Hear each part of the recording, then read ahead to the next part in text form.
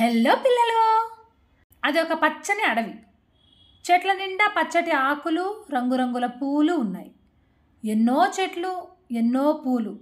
అందుకే అడవి నిండా మంచి వాసన. గాలి ఎటు ఉంటే అటు మంచి వాసన.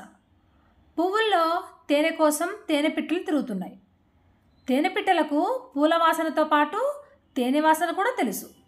అలా తేనె కోసం వెళ్ళే తేనెపిట్టలకు చిన్న చిన్న పిల్లలున్నాయి.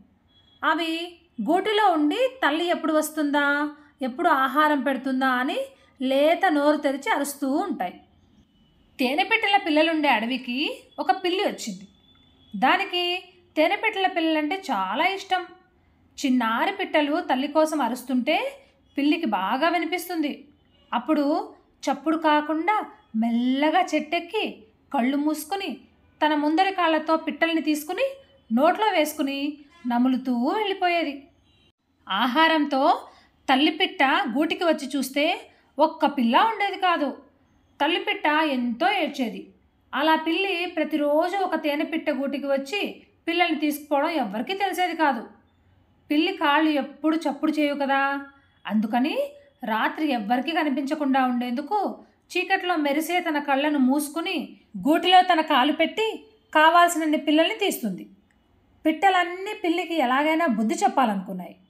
పిట్టల కంటే పిల్లి పెద్దది కనుక ఏం చేయాలా అని ఆలోచన చేశాయి. పిట్టల సమావేశానికి అన్ని పక్షులు వచ్చాయి.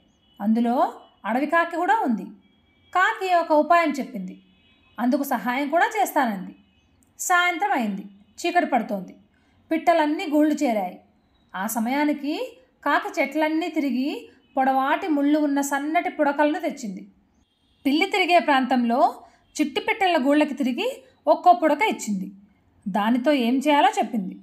ఒకరోజు రాత్రి అడవి పిల్లి పెద్ద మామిడి చెట్టు ఎక్కింది.